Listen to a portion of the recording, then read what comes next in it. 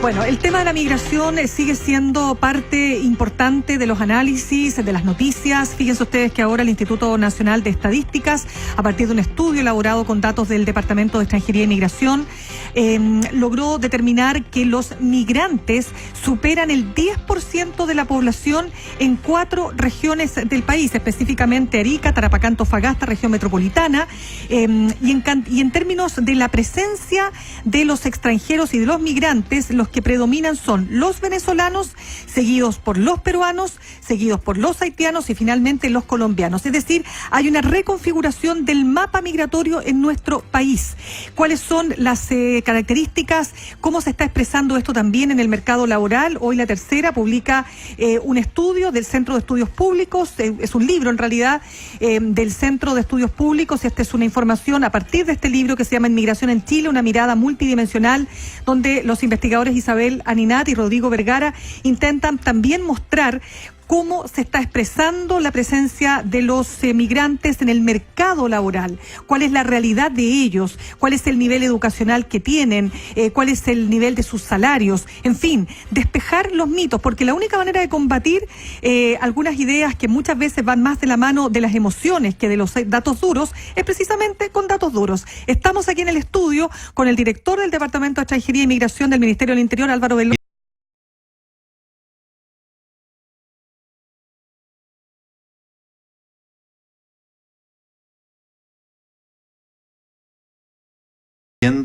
Siempre cuando nos comparábamos, sincerar esta realidad. ¿Qué significa? ¿Por qué hay que sincerarla o la teníamos oculta? ¿Implica que esto, hay que cambiar de nuevo políticas sobre migración en Chile? Yo creo que efectivamente estos datos es positivo tenerlos porque desde el 2014 que nos entregaban datos oficiales, por lo menos a nivel comunal y regional. Incluso gran parte de estos estudios que hablan, ocupan la CACEN o otro, son de abril del 2017. Y entre abril del 2017 a la fecha han entrado 500.000 de personas. Entonces, es fundamental para los gobiernos locales tener información actualizada lo más periódica posible.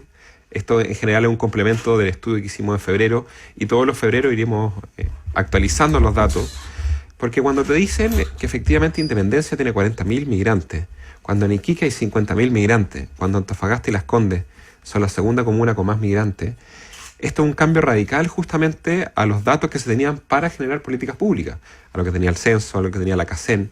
Entonces la entrega de subsidios en educación, en salud, políticas de vivienda, toda esa lógica integral de la inclusión del migrante a nivel local estaba muy desfasada, por así decirlo, o muy poco actualizada. Y los gobiernos locales, los alcaldes, en la práctica tenían razón cuando decían que no tenían los recursos, que tenían problemas en temas de acceso en educación, en salud, para facilitar la inclusión. Y eso además en un panorama súper disparejo. Entonces, o sea, hay comunas que tienen como una desproporción en comparación a las otras. No lo digo en ningún término de juicio, de valor, sino que comunas que para una población regular de 100.000, 200.000 habitantes, tener 50.000 migrantes es una locura. 30%. Claro. O sea, Claro. Entonces, efectivamente, eso es fundamental, y con esta información la idea es que se puedan tomar mejores decisiones. Los subsidios están muy asociados a la cantidad de personas que tienen. Por lo tanto, con la actualización, y la gracia de esto es que son datos oficiales del INE. Entonces, permiten tomar mejores decisiones y ir actualizándolas. Sí, aquí queda una pregunta porque me parece interesante entender por qué se concentran tanto, o sea, no sé si lo podemos tratar de desmenuzar, pero ¿por qué se concentran tantos migrantes en la comuna de Las Condes después de Antofagasta? De hecho, justo, o sea, hemos hecho algunos estudios exploratorios. Hay algunas dudas que hemos resuelto, otras que aún las tengo muy presentes. ¿Ya? Las Condes principalmente, cuando hablamos con las distintas comunidades, especialmente las comunidades venezolanas, ellos dicen que tanto Providencia como Las Condes son la comuna de aspiración final. Es decir, el migrante es usualmente más profesional, tiende a moverse hacia Las Condes, y también hay muchos migrantes que trabajan en Las Condes. Por lo tanto, se genera una movilidad, o es como el lugar a donde quieren llegar. Entonces, efectivamente, el crecimiento de Las Condes ha sido relativamente más bajo de lo que el crecimiento que ha sido en otros lugares como Quilicura, como Iquique, por ejemplo, que ha crecido explosivamente. Pero es una migración distinta, y también te demuestra que cuando tenéis 1.250.000 personas, en la migración hay de todo. O sea, no hay que caer en esta lógica de pensar que la migración es solo asistencialista, es solo de gente con necesidades o vulnerable. O sea, hay literalmente de todo. O sea, de todas maneras, y partiendo por los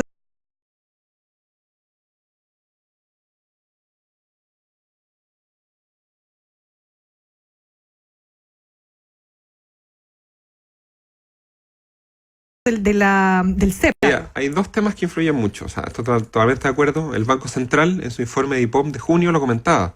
Decía que ellos eran optimistas sobre la proyección de crecimiento y productividad, porque el capital humano de los migrantes que estaban viniendo era muy alto. Entonces, si ellos efectivamente lograran insertarse rápidamente en la sociedad, ayudaba. Entonces, migrantes, por ejemplo, venezolanos, en áreas como informática, donde uno no tiene que tener la convalidación de título, sino un poco más flexible, han logrado una movilidad social y de ingresos muy altos. Otros migrantes que sí tienen mayores restricciones para ejercer en Chile, de forma legítima o ilegítima, como que se quiera decir, por ejemplo, los médicos, los abogados u otros, demoran más en generar la inclusión. Ahí tiene que ver cuáles son los incentivos que está haciendo el Estado, primero para convalidar títulos. Hoy en día solo es un monopolio de la Universidad de Chile. La propuesta del Ejecutivo es que sean todas las universidades acreditadas por más de 6 años. La Universidad de Concepción, Católica del Paraíso, Católica del Norte, para también descentralizar un poco. Y segundo, también cómo nosotros generamos la información para que estos migrantes vean oportunidades. Si lo vemos a nivel regional, tenemos claro que las regiones del norte, Arica, Parinacota, Tarapacá, Antofagasta, todas tienen más del 10% de su población migrante. Con la metropolitana. Y los nuevos crecimientos han sido principalmente O'Higgins, Maule, Ñuble, o sea, centro-centro-sur, que es servicio de agricultura. Pero ¿qué pasa, por ejemplo, con la zona Biobío, Araucanía, Los Ríos? Esa es la zona con menos porcentaje migrante del país. Increíble lo de Biobío con la masa poblacional que hay, la cantidad de actividades económicas y productivas. No ha sido tan atractivo. ¿Qué ha pasado ahí? Eso ha sido una de las grandes dudas que tengo, que no he logrado resolver. No resuelta. Yo creo, por ejemplo, que si la Universidad de Concepción logra convalidar títulos, va a generar una movilidad interesante. Pero también, ¿cuál va a ser el rol a futuro de los gobiernos locales y los gobiernos regionales? Ya, Álvaro, ahí es interesante. Tú hablabas del tema educativo, convalidación de títulos, universidades dispersas por Chile. ¿De verdad se está trabajando con eso? ¿Ustedes han traspasado, ha habido intercambio con los rectores, con esas instituciones, con el mismo Ministerio de Educación? Justamente en la Cámara de Diputados se aprobó esa indicación y cuando se votó en la sala, se cambió a que se fueran solo universidades estatales. Yo encuentro un poco raro que la Universidad de Aysén pueda convalidar un título y no la Universidad de Concepción. Pero ahora en el Senado, justamente la próxima semana, empiezan las indicaciones, van a estar las condiciones, y ahí se aprueba esta condición. Ya hay dos grandes desafíos. Uno, no pensar la convalidación solo de títulos técnicos, o sea, de profesionales, sino también los técnicos. ¿Qué instituciones están acreditadas por más de 6 años? DUOC, INACAP y uno tercero de la Cámara que se volvía su nombre. Entonces, ¿cómo van a convalidar sus títulos? Validados por el Ministerio de Educación, con una prueba, con un curso, directamente. Esas respuestas todavía no están resueltas. Eso ya es iniciativa de las mismas instituciones, tiene que ser solución de ellos. Una vez que esté aprobada la ley, en el reglamento hay que definir, junto con el Ministerio de Educación, cuál es la normativa. Se ha conversado con algunos rectores, pero la mejor solución aún no está tan clara. Ahora, otro flanco, las municipalidades con esta disparejez que hay, por ejemplo, Quilicura, donde entiendo que hay un departamento municipal, además que trabaja este tema bastante potentemente. Pero ¿qué pasa con los recursos para prestaciones públicas que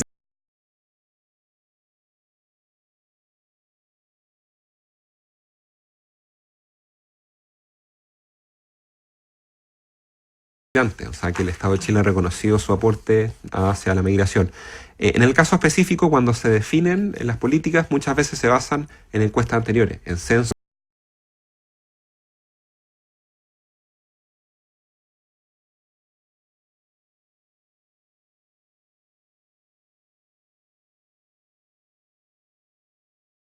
No.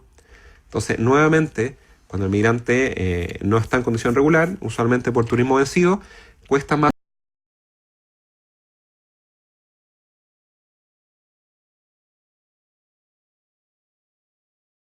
¿Qué contestas tú respecto de eso? Un migrante, al igual que cada chileno, hay migrantes buenos, migrantes malos, gente buena, gente mala. Estos migrantes, en general, el 60% tienen entre 20 y 39 años. Por lo tanto, ellos vienen a trabajar a Chile, a aportar a su familia, no necesariamente ocupar la educación y no necesariamente ocupar la salud. Entonces, además, el impacto fiscal de los migrantes es positivo. Es decir, lo que ellos generan a través de impuestos, a través de condiciones, sigue siendo más de lo que ellos gastan del Estado. Ellos aportan superávit, no déficit. Exactamente. En general, una productividad positiva, lo ha dicho el Banco Central, pero sí existen desafíos de convivencia, en eso estoy claro. Hay dos temas que yo creo que son súper importantes y también son súper difíciles. Uno, el tema de la vivienda. O sea, hoy en día sabemos, especialmente en estas comunas, en la región metropolitana, donde existe subarriendo abusivo, donde justamente los migrantes a veces viven 4 o 5 familias en departamentos de 40 metros cuadrados. Si tú eres vecino, te genera problemas de espacio, de ruidos, de olores, hay externalidades concretas. ¿Cuál va a ser la propuesta o el proyecto de vida que le ofrecemos nosotros a los migrantes con respecto a la ciudad o dónde vivir? Eso va a ser fundamental. Porque hoy en día tenemos campamentos en Antofagasta, un campamento en Viña del Mar que se llama Naciones Unidas, que lo encuentro casi que irónico. Entonces, imagínate. Pero Álvaro, respecto de esas típicas preguntas que mucha gente ni siquiera pregunta, son afirmaciones. Es que tienen prioridad en la Junji, es que lo he visto, que la atienden primero a ella o a él por ser extranjero. ¿Qué contestamos? El caso de la salud, eso el derecho está garantizado para todos. O sea, primero que llega, primero que se atiende, según el nivel de urgencia, por supuesto. O sea, existen protocolos. Claro. Pero la ley no discrimina entre nacional o extranjero. En general, si un extranjero residente o está de forma irregular, se va a atender en las mismas condiciones que un nacional. Y eso en general también está hecho prácticamente en todos los países desarrollados que tienen un porcentaje de la migración importante. Porque además, no atender a un extranjero en temas de salud te genera una externalidad importante. O sea, si hay alguien que no recibe su atención médica, va a tener dificultad de insertarse, va a tener que llegar a casos mucho más extremos. Por lo tanto, el tema de los consultorios es cómo nosotros ofrecemos una salud de calidad a las personas y a migrantes, y ahí tiene que ver con recursos, con cobertura, con otras condiciones. El caso de educación inicial es un poco más difícil, porque efectivamente había hasta el 2017, no he visto el último, un instructivo que decía que los hijos de migrantes en condición de irregularidad tenían una prioridad, era segunda prioridad. El punto que muchas veces la gente se confunde es que gran parte de estos niños que son de otro color o con otro acento son chilenos, porque nacieron en Chile. Entonces, que haya un jardín con niños con otro color de piel de lo que estamos acostumbrados no significa que sean extranjeros. O sea, hay que pensar que en Antofagasta la mayor cantidad de niños que nacen son de hijos migrantes. Increíble, claro. Sí, ya son chilenos, plenos y puros y duros, y de tomo y lomo. Claro, pero por otro lado, perdona Mauricio, los resultados del empleo, de la falta, digamos, de trabajo, del desempleo, quiero decir, del INE, que se hacía la asociación también con el impacto que tiene la migración. Ahí hay un tema de flujo, o sea, ha llegado 1 millón de migrantes en estos últimos 5 años.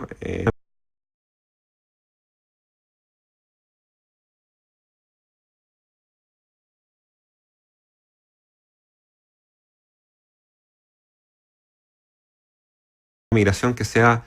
Pero hay otra dimensión, porque estos días ha hecho mucha noticia, se está dando vuelta mucho la noción del encarecimiento de los arriendos y los precios de la vivienda, y que ya la gente normal, de clase media, profesional, incluso en Chile, no tiene acceso, le cuesta mucho arrendar. ¿Han medido ese efecto? Porque ahí tenemos también los segmentos más favorecidos de migrantes, que también están presionando esa demanda, si es mucha gente, o sea, si hay cientos de miles más en toda la región metropolitana, están presionando por arriendos en todos los segmentos, en todos los nichos. O sea, que efectivamente vivan 750.000 migrantes en la región metropolitana. Claro. Te genera también una necesidad de vivienda importante. Entonces, hemos visto cómo se generan, por tema de redes, por tema de conocimiento, pequeños nichos en comuna, Independencia, en Quilicura, en Estación Central, que en la práctica terminan a veces gentrificando o desplazando a las personas que están a nivel local. Eso en general sucede, lo hemos visto mucho, que ha ocurrido en París, que ha ocurrido en Estados Unidos, en algunos barrios en Alemania. Claro. Pero eso es los estratos más bajos. Pero en general en las Condes también ocurre. Pero ahí la gran discusión, y que también es una pregunta difícil, ¿cuál es la propuesta a nivel ciudad que nosotros ofrecemos a nacionales y a extranjeros? Y también cuando vemos los datos en regiones, ¿cuál es el proyecto de vida que estamos ofreciendo en regiones? ¿Por qué los migrantes, cuando piden su visa, la piden en región, pero cuando piden la permanencia definitiva, van a la metropolitana? Esta centralización que se produce como después que están acá ya. Entonces, históricamente la migración ha sido fundamental para el desarrollo de las regiones. O sea, las comunidades italianas de Valparaíso, Concepción, las comunidades, las yugoslavas y croatas, en Arica, en Punta Arenas, las alemanas más al sur, o sea, bolivianas y peruanas más al norte. Entonces, hay que entender cuál es el proyecto de vida que nosotros le ofrecemos a los extranjeros y especialmente cómo preparamos a los gobiernos locales y a las regiones. Álvaro Belolio, director de Extranjería e Inmigración del Ministerio del Interior, gracias por haber estado en ADN hoy. Sí, muchas gracias. Y también, digamos que en mediodía en ADN vamos a estar conversando con Karen Rojo, alcaldesa de Antofagasta, precisamente por este mismo tema. Perfecto. Muchas gracias. 8:27 minutos. 8:27 minutos.